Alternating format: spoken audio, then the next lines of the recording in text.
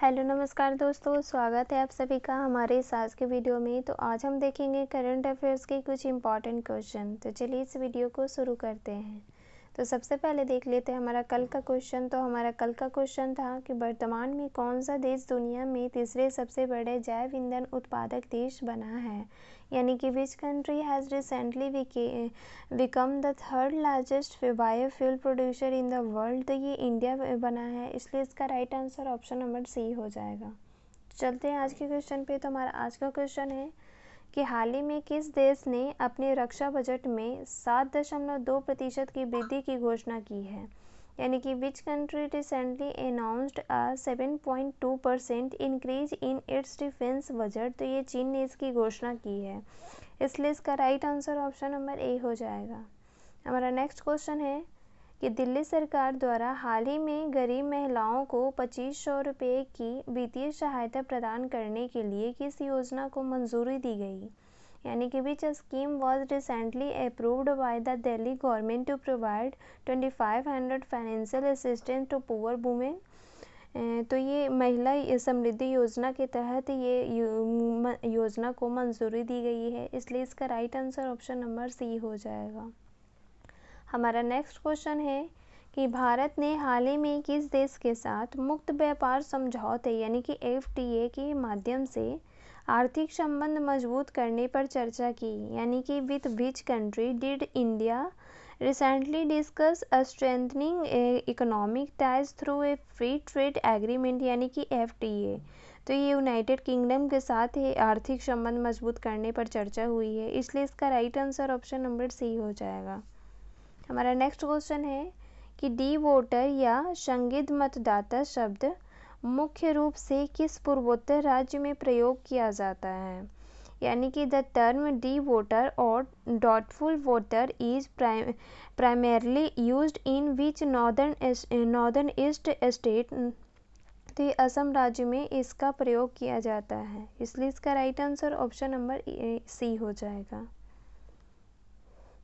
हमारा next question है कि हाल ही में भारतीय सेना प्रमुख जनरल अनिल चौहान ने किस देश की सफल यात्रा पूरी की, यानी कि recently Indian army chief general Anil Chauhan completed a successful visit to which country। तो ये ऑस्ट्रेलिया कंट्री में उनका सफल यात्रा पूरी हुई है, इसलिए इसका right answer option number B हो जाएगा। हमारा नेक्स्ट क्वेश्चन है कि भारतीय नौसेना के कैपस्टोन बैटलफील्ड स्तरीय ऑपरेशन अभ्यास यानी कि ट्रॉपेक्स 2025 की अवधि क्या है, यानी कि what is the duration of the Indian navy's capstone battlefield level operational exercise यानी कि ट्रॉपेक्स 2025। तो ये जनवरी से मार्च 2025 तक ये अभ्यास की अवधि है, इसलिए इसका right answer option number A हो जाएगा। हमारा नेक्स्ट क्वेश्चन है कि वनतारा, जिसे हाल ही में प्रधानमंत्री नरेंद्र मोदी द्वारा उद्घाटित किया गया, किससे संबंधित है, यानी कि Vantara recently inaugurated by prime minister Narendra Modi is related to what. तो ये एक वन्य जीव संरक्षण पहल से ये संबंधित है, इसलिए इसका right answer option number D हो जाएगा। हमारा नेक्स्ट क्वेश्चन है कि हाल ही में केंद्रीय पर्यावरण मंत्री ने नई दिल्ली में विश्व सतत विकास शिखर सम्मेलन यानी कि WSDS 2025 का उद्घाटन किया, यानी कि recently which union environment minister inaugurated the world sustainable development summit, यानी कि WSDS 2025 इन न्यू दिल्ली।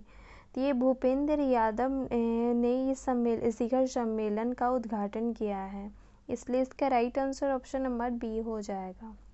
हमारा नेक्स्ट क्वेश्चन है कि ईस्ट कोस्ट रेलवे ने ट्रेन की गति और सुरक्षा बढ़ाने के लिए कितने करोड़ की लागत से फेंसिंग परियोजना शुरू की, यानी कि east coast railway launched a fencing project worth how many crore to enhance train speed and safety. वित्तीय कुल 1000 करोड़ रुपए की लागत में फेंसिंग परियोजना शुरू की है, इसलिए इसका right answer option number C हो जाएगा। हमारा नेक्स्ट क्वेश्चन है कि अंतर्राष्ट्रीय खाद्य और आतिथ्य मेला आहार के 39वें संस्करण का आयोजन कहाँ किया गया, यानी कि where was the 39th edition of the international food and hospitality fair Aahar held. तो ये दिल्ली में इसका आयोजन किया गया है, इसलिए इसका right answer option number B हो जाएगा। हमारा नेक्स्ट क्वेश्चन है जिसका आंसर आप लोगों को कमेंट बॉक्स में देना है। तो ये क्वेश्चन है कि 6ठी एशियाई महिला कबड्डी चैंपियनशिप का खिताब किसने जीता है, यानी कि who won the title of the 6th Asian women's kabaddi championship. तो इसका आंसर आप लोगों को कमेंट बॉक्स में देना है। Thank you.